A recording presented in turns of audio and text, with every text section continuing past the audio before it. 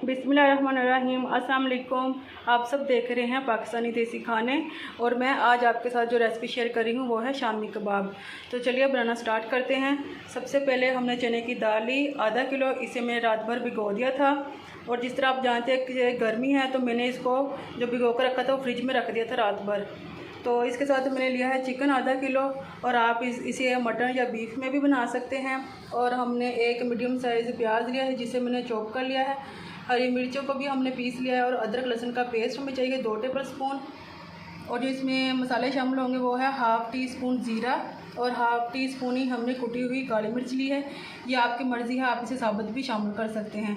और 2 अदर छोटे छोटे हमने दालचीनी के टुकड़े लिए हैं, 2 हमने ग्रीन इलायची ली है, और 4 अदर हमने ली है लौंग, और 1 टीस्पून हमने ली है सुरख मिर्च, और 1/4 टीस्पून लिया हमने हल्दी, और 1/4 टीस्पून ही हमने लिया है गरम मसाला, और 2 टीस्पून हमने भर के लिए हैं सूखे धनिया के, और हमने 8 से 10 अदर जो है वो साबुत लाल मिर्च ली है।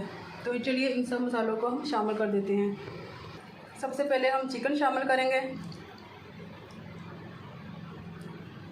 और जैसा कि आप जानते हैं कि बड़ी ईद आ रही है तो आप इस रेसिपी को बड़ी ईद में बना सकते हैं मटन या बीफ के साथ। अब हम इसमें प्याज को शामिल करेंगे।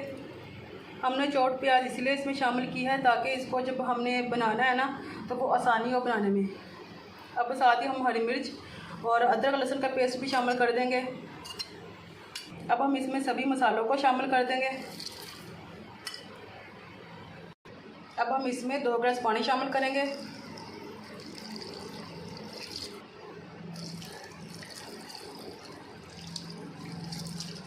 अब हम इन सभी को अच्छी तरह से मिक्स कर लेते हैं।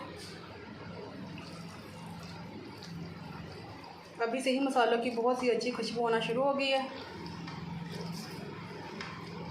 अब हम इसे 30 मिनट के लिए चूल्हे पर रख देंगे लिड लगाकर। हमने इसमें हाफ़ टेबल स्पून नमक भी ऐड किया था जो कि दिखाया नहीं आपको, तो आप अपने हिसाब से इसमें डाल सकते हैं। तो चलिए अब चलते हैं। इसे हमने मीडियम फ्लेम पर रख दिया है और मैं मिलती हूँ आपसे कुछ देर बाद। अब हम लिड उतार कर देखते हैं। तो अब हम चिकन को निकाल लेते हैं इसमें से, क्योंकि चिकन हमारा गल गया है। आप देख सकते हैं कि दाल भी गल गई है और चिकन भी हमारा रेडी है। तो अब हम इसके पीसेस कर लेते हैं चिकन के। चिकन को हमने अच्छे से सेट कर लिया है। अब इसे हम दाल में ऐड कर देते हैं। अब दाल में हम चिकन को ऐड कर दिया। अब हम इसे अच्छे से मिक्स कर लेते हैं। अब इसी पॉइंट पे हम जो साबुत खड़े मसाले इसमें शामिल किए थे दालचीनी और इलायची, इसे हम निकाल लेते हैं। हमने लौंग और दालचीनी को इसमें रिमूव कर दिया है। अब हम फ्लेम को हाई करके जो इसका थोड़ा सा मॉइस्चर रह गया उसे भी ड्राई कर लेते हैं। मुसलसल हम चम्मच हिलाते जाएंगे तब ये साथ ना लगे। आप देख सकते हैं हमने इसके मॉइस्चर को अच्छी तरह से ड्राई कर लिया है और फ्लेम को मैंने ऑफ़ कर लिया है।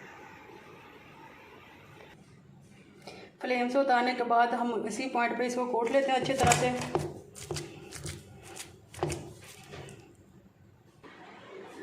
शामी कबाब बनाने के लिए हमारा मिक्सचर जो है वो परफेक्ट रेडी हो गया है। अब हम इसे एक डिश में निकाल लेते हैं।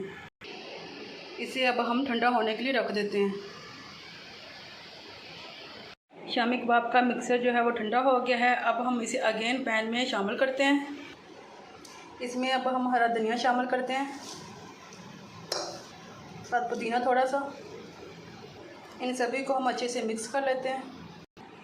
इसमें अब हम एक अंडा शामिल करते हैं। इसे भी अब हम अच्छे से मिक्स कर लेते हैं। मिक्सचर को हमने अच्छे से मैश कर लिया है।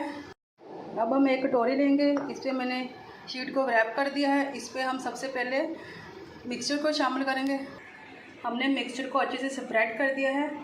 अब हम इसमें टमाटर को रखेंगे और फिर इसके ऊपर 1 टेबल स्पून जो है भर के मिक्सचर को शामिल कर देंगे और उसे भी अच्छे से स्प्रेड कर देंगे।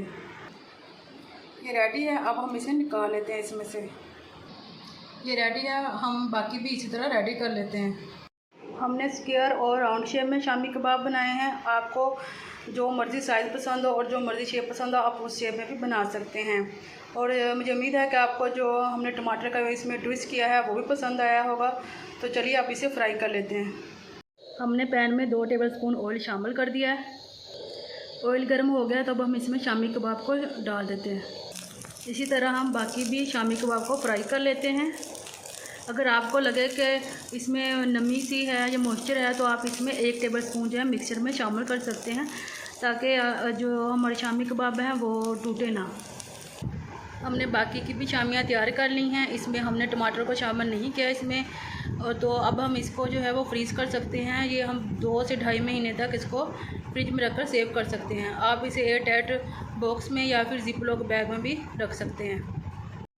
शामी कबाब बनकर हमारे रेडी हो गए हैं। आप इसे ग्रीन चटनी या मायोनीज़ के भी साथ सर्व कर सकते हैं। उम्मीद है कि आपको मेरी ये आज की रेसिपी अच्छी लगी होगी। तो अगर मेरी आपको रेसिपी अच्छी लगी है तो मेरे चैनल को सब्सक्राइब और इसे लाइक कर दीजिएगा और चैनल को शेयर कर दीजिएगा। मैं मिलूँगी आपके साथ नेक्स्ट वीडियो में नई रेसिपी के साथ। तब तक के लिए मुझे दीजिए इजाज़त। अपना बहुत सारा ख्याल रखिएगा। अल्लाह हाफिज़।